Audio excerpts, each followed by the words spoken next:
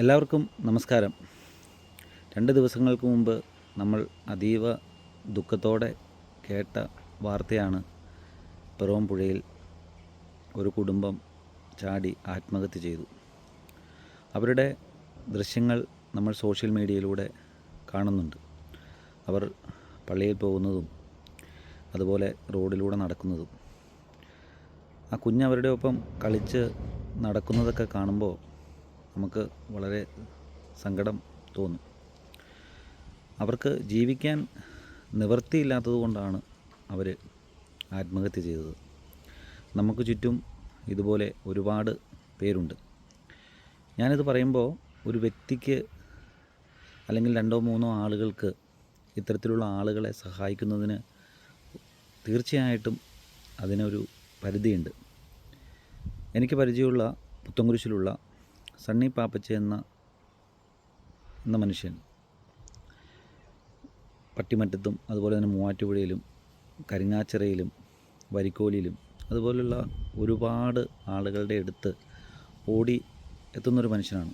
ഏകദേശം 25ഓളം കുടുംബങ്ങൾക്ക് അവർ അരിയും സാധനങ്ങളും എല്ലാ മാസവും കോലഞ്ചേരിയിൽ നിന്ന് ഒരു മാർട്ടിൽ നിന്ന് വാങ്ങിച്ച് എല്ലാ മാസവും അവരുടെ വീടുകളിൽ കൊണ്ടുപോയി എത്തിച്ചു കൊടുക്കും. ഇവരെല്ലാം തളർന്ന് കിടക്കുന്നവരാണ്. ഇവരെ കേൾക്കാനായിട്ട് ആളുകളില്ല, അവരെക്കുറിച്ച് അന്വേഷിക്കാൻ ആളുകളില്ല. എന്ന് വെച്ചാൽ ആളുകളൊന്ന് ഉന്തുകഞ്ഞി പോലെ വന്നിട്ട് പോകുന്ന ഒരു അവസ്ഥയായിട്ടാണ് തോന്നുന്നത്. ഇപ്പം നമ്മളാണെങ്കിലും ഇത് പറയുമ്പോൾ നമ്മുടെ ഭാഗത്തും ഇതൊരു വീഴ്ചയാണ്. കാരണം നമുക്ക് ചെയ്യാൻ പറ്റുന്നതിൽ കൂടുതൽ നമ്മൾ ഉറപ്പായിട്ടും ചെയ്യേണ്ടിയിരിക്കുന്നു. എന്നാൽ ഒരു കൂട്ടം ആളുകൾക്ക് ചെയ്യുന്നതിന് തീർച്ചയായിട്ടും അതിന് പരിമിതികളുണ്ട്.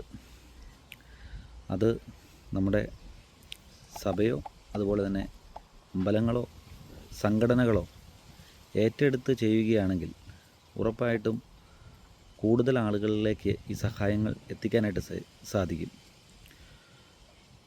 അതുപോലെ തന്നെ പഞ്ചായത്ത് ഭരണസമിതിയും അതിനോട് വേണ്ടപ്പെട്ട ആളുകളും ഉറപ്പായിട്ടും അതിനു ചുറ്റുമുള്ള പഞ്ചായത്തിൻ്റെ പരിധിയിൽപ്പെട്ടതും അപ്പുറത്തുള്ളതുമായ എല്ലാ ആളുകളുടെയും ഒരു വിവരം കളക്ട് ചെയ്യുന്നത് വളരെ അത്യാവശ്യമായിട്ടുള്ള കാര്യമാണ്. വീടില്ലാത്തതാരാണ്, ജോലിയില്ലാത്തതാരാണ്, ആരാണ് ലഹരിക്ക് അടിമപ്പെട്ടിരിക്കുന്നത്, ഇതിനെക്കുറിച്ചൊക്കെയുള്ളൊരു അന്വേഷണം ഉറപ്പായിട്ടും വരികയും അതിൻ്റെ എല്ലാം ഡേറ്റകൾ വളരെ സുരക്ഷിതമായിട്ട് അത് വയ്ക്കുകയും, അതായത് പുറത്തു വിടാതെ വയ്ക്കുകയും അവർ കൂടുതൽ ആളുകൾ പബ്ലിക്കായിട്ട് നമ്മൾ അങ്ങനെ കാണിച്ചുകൊണ്ട് കൊടുക്കാതെ അവർക്ക് കൃത്യമായ സഹായം, അവർക്ക് ജോലിയാണ് ആവശ്യമെങ്കിൽ ജോലി, അവർക്ക് കടബാധ്യതയാണെങ്കിൽ അത് എങ്ങനെ പരിഹരിക്കാമെന്നുള്ള കാര്യങ്ങൾ, അതുപോലെ അവർക്ക് വീടില്ലാത്തതാണെങ്കിൽ വീട്, അങ്ങനെയുള്ള എല്ലാ കാര്യങ്ങളും ഈ പഞ്ചായത്ത് അതുപോലെ തന്നെ സഭയ്ക്കൊക്കെ ഒരുപാട് സ്വത്തുകൾ ഭൂമികളൊക്കെ ഉണ്ട്. അതൊക്കെ ഇഷ്ടംപോലെ ആളുകൾക്ക് കൊടുക്കാനായിട്ട് സാധിക്കും. കാരണം ഇതെല്ലാം ഏതെങ്കിലും ആളുകളെല്ലാം ദാനമായി കൊടുത്തതാണ്. അപ്പോൾ കൂടുതലുള്ളതെല്ലാം ഇങ്ങനെ കൊടുക്കാനായിട്ട് സാധിക്കും. നമ്മൾ വാഗ്ദാനങ്ങൾ മൈക്കിലൂടെ പറഞ്ഞാൽ, അല്ലെങ്കിൽ ഞാൻ ഇപ്പോൾ ഇവിടെ വന്നിരുന്നിട്ട് ഇതിലൂടെ പറഞ്ഞിട്ട് കാര്യങ്ങളില്ല.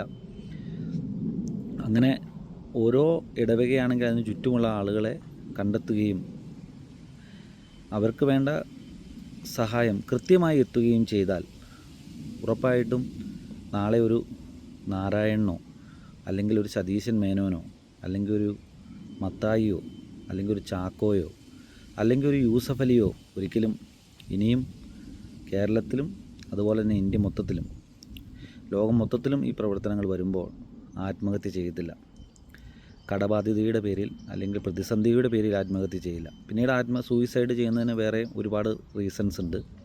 അതെല്ലാം കൃത്യമായ കൗൺസിലിംഗ് ഇതിലൂടെ കിട്ടും. ആളുകൾക്ക് മാനസികവും ശാരീരികവുമായ പ്രശ്നങ്ങളുണ്ട്. അത് ഏതെല്ലാം രീതിയിലാണോ ഓവർകം ചെയ്യാൻ സാധിക്കുന്നതെന്ന് സർക്കാരിന് കൃത്യമായ പ്ലാൻ ഉണ്ടാവണം. അതിനുവേണ്ടി നിയോഗിക്കുന്നവർ കൃത്യമായി ഇത് ചെയ്തില്ലെങ്കിൽ അവരെ വേണ്ട രീതിയിൽ അവർക്ക് വേണ്ട പണിഷ്മെൻറ്റും കൊടുക്കണം. കാരണം ഇതിൻ്റെ നിയമ കാര്യങ്ങളും അല്ലെങ്കിൽ അതിൻ്റെ സർക്കാരിൻ്റെ പ്രവർത്തനം, താഴേക്കിടയിലുള്ള പ്രവർത്തനം കൃത്യമല്ലാത്തത് കൊണ്ടാണ് ഇത്തരത്തിലുള്ള വീഴ്ചകൾ സംഭവിക്കുന്നത്. ആളുകൾ ഒരുപാട് ആളുകൾ വാടക വീട്ടിൽ താമസിക്കുന്നുണ്ട്. എനിക്ക് തന്നെ പരിചയമുള്ള ഈ സണ്ണി പാപ്പച്ചൻ ബ്രദർ പറഞ്ഞു കേട്ടിട്ടുള്ള വരിക്കോലി അടുത്തുള്ള അല്ലെങ്കിൽ വരിക്കോലിൽ തന്നെ 2 ആളുകൾ എനിക്ക് പരിചയമുണ്ട്. പേര് പറയാൻ ആഗ്രഹിക്കുന്നില്ല, നിങ്ങൾക്കും പരിചയമുള്ളതാണ്. അതുപോലെ തന്നെ നിങ്ങളുടെ ചുറ്റും ഇതുപോലെയുള്ള ഒരുപാട് ആളുകളുണ്ട്. അവരെയൊക്കെ കണ്ടെത്തി അവർക്ക് എന്താണോ ആവശ്യം അത് നിറവേറ്റി കൊടുക്കാൻ സഭയും അതുപോലെ തന്നെ എല്ലാ സംഘടനകളും, SNDP ആയാലും NSS ആയാലും അതുപോലെ തന്നെ അതോടൊപ്പം സർക്കാരും ഇവർക്കെല്ലാം ചേർന്നാൽ ഒരുപാട് കാര്യങ്ങൾ ചെയ്യാനായിട്ട് സാധിക്കും. അതുപോലെ തന്നെ സിനിമാ മേഖലയിലുള്ളവർക്കെല്ലാം അതായത് ഒരു സംഘടനയ്ക്കാണ് ഇതിനെ കൂടുതലായിട്ട് പ്രോപ്പറായിട്ടും സഹായിക്കാൻ സാധിക്കുന്നത്. അത് സർക്കാരിനോട് ചേർന്ന് ചെയ്താൽ അപ്പോൾ ആ ആളുകൾക്ക് ഇത്തരത്തിലുള്ള പ്രതിസന്ധികളിൽ നിന്നും കരകയറാനായിട്ട് സാധിക്കും. ഇപ്പോൾ നമ്മൾ കൂടുതലിപ്പം മെസ്സേജ് ഇങ്ങനെ പറഞ്ഞതുകൊണ്ടോ അല്ലെങ്കിൽ കൂടുതൽ കമൻ്റ് എഴുതിയതുകൊണ്ടോ കാര്യമില്ല.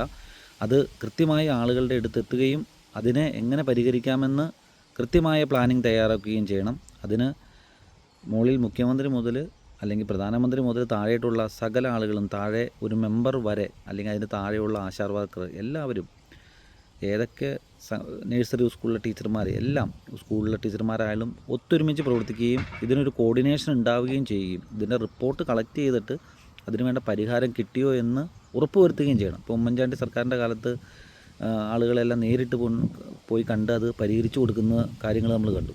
അത് എല്ലാ സംസ്ഥാനങ്ങളിലും ചെയ്യാൻ പറ്റുന്നതാണ്. പ്രധാനമന്ത്രി അനുവദിച്ചു കൊടുത്ത് അതിനൊക്കെ ഫണ്ടുകൾ അനുവദിച്ചു കൊടുത്ത് ഇതൊക്കെ ചെയ്യാം. ഒരുപാട് കമ്പനികൾ നമുക്കുണ്ട്. ഇവരിൽ നിന്നെല്ലാം ഫണ്ട് കളക്ട് ചെയ്ത് പ്രോപ്പർ വേയിലൂടെ കൊടുക്കുമ്പോൾ ഇത്തരം ദാരിദ്ര്യം ഇല്ലാതെയാവും.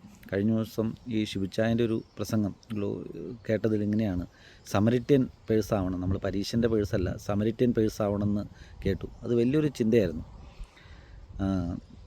അത് നിങ്ങൾ കേൾക്കുമ്പോൾ, അതായത് നമ്മൾ സർക്കാരിലേക്കോ അല്ലെങ്കിൽ മതസ്ഥാപനത്തിലേക്കോ അല്ലെങ്കിൽ സംഘടനയായിട്ടോ കൊടുക്കുമ്പോൾ അത് കൃത്യമായി ആളുകളിലേക്ക് ചെല്ലാനുള്ള കാര്യങ്ങൾ ഉണ്ടാവണം. അത് ജെന്യുവനായിട്ട് ചെയ്യണം. ഇപ്പോൾ നമ്മൾ അനാവശ്യമായിട്ട് എത്രയോ രൂപ ചിലവാക്കുന്നു. അപ്പോൾ സർക്കാർ അതിനുവേണ്ടി മുൻകൈ എടുക്കുകയും അതിനുവേണ്ടി പ്രവർത്തിക്കുകയും അതിനുവേണ്ടി ഒരു വിങ് തന്നെ ഫോം ചെയ്യുകയും ചെയ്യേണ്ടത് അത്യാവശ്യമാണ്. അതിനെ പ്രോപ്പർ ചാനലിലൂടെ പോകണം. അതിനെക്കുറിച്ച് നിരന്തരം അതിന് ആഴ്ചകൾ തോറും അതിനെക്കുറിച്ച് പരിശോധിക്കാനുള്ള ആളുകൾ, കളക്ടറും MLAയും MP എല്ലാം ഇതിനു വേണ്ടി നിൽക്കണം. നിങ്ങളെയൊക്കെ ജയിപ്പിച്ച് വിട്ടത് ഉറപ്പായിട്ടും ഇതിനു വേണ്ടിയാണ്. മാനവസേവയ്ക്കും ഇതിനൊക്കെ വേണ്ടിയിട്ടാണല്ലോ ജയിപ്പിച്ച് വിട്ടേക്കുന്നത്. അപ്പോൾ ഈ ലോകത്തുള്ള മുഴുവൻ ആളുകളും ദൈവങ്ങളാണ്. ഇനിയും ദൈവങ്ങൾ മരിക്കാതിരിക്കട്ടെ. ആളുകൾക്ക് മാനസികവും ശാരീരികവുമായ ഒരുപാട് പ്രശ്നങ്ങളുണ്ട്. അവരിലേക്ക് നിങ്ങൾ ഉറപ്പായിട്ടും കടന്നു ചെല്ലണം. അതൊരു പ്രോപ്പർ വേയിലൂടെയും വേണം. അത് മൈക്കിലൂടെ, പ്രസംഗത്തിലൂടെ മാത്രം പോരാ, അവരുടെ അടുത്ത് എത്തണം. ഒരു വ്യക്തിക്ക് അല്ലെങ്കിൽ കുറച്ച് വ്യക്തികൾക്ക് ചെയ്യുന്നതിന് പരിമിതിയുണ്ട്. ഇത് ചെയ്യാൻ ഉറപ്പായിട്ടും സാധിക്കുന്നത് ഒരു സഭയ്ക്കോ സംഘടനയ്ക്കോ പ്രസ്ഥാനങ്ങൾക്കോ കമ്പനികൾക്കോ ആണ്. ഉറപ്പായിട്ടും സർക്കാരിനോട് ചേർന്ന് ഇത്തരം പ്രവർത്തനങ്ങളിൽ നമുക്കും പങ്കാളിയാവാം. ഇപ്പോൾ വെള്ളപ്പൊക്കം ഉണ്ടായി, ഓരോ പ്രശ്നങ്ങളുണ്ടാകുമ്പോഴും ദുരിതാശ്വാസ നിധിയിലേക്ക് പണം ആളുകൾ കൊടുത്തു, കോടിക്കണക്കിന് രൂപ വന്നു. ഇതെല്ലാം കൃത്യമായിട്ട് ചെയ്താൽ ഈ കടബാധ്യതയിൽ നിന്നും, ജോലിയില്ലാത്ത ഇതിൽ നിന്നൊക്കെ ആളുകൾ രക്ഷിച്ച് അവർക്കൊരു ബെറ്ററായിട്ടുള്ള എഡ്യൂക്കേഷൻ കൊടുക്കാനും, ഏത് കാര്യമാണോ ആൾക്ക് ആവശ്യമെന്ന് കൃത്യമായിട്ട് അറിഞ്ഞിരിക്കണം. ആ ഇടവക അറിഞ്ഞിരിക്കണം, അവിടുത്തെ അമ്പലത്തിലുള്ള ആളുകൾ അറിഞ്ഞിരിക്കണം, അവിടുത്തെ സംഘടനകൾ അറിഞ്ഞിരിക്കണം. ഉറപ്പായിട്ടും ആ സഹായം അവർക്ക് കിട്ടിക്കഴിഞ്ഞാൽ ഉറപ്പായിട്ടും ആളുകൾ ഇത്തരത്തിലുള്ള കാര്യങ്ങൾ ഉണ്ടാവത്തില്ല. കേരളത്തിൽ അതുപോലെ തന്നെ ലോകത്ത് ദൈവങ്ങൾ മരിക്കാതിരിക്കട്ടെ എന്ന പ്രാർത്ഥനയോടെ നിർത്തുന്നു. Thank you.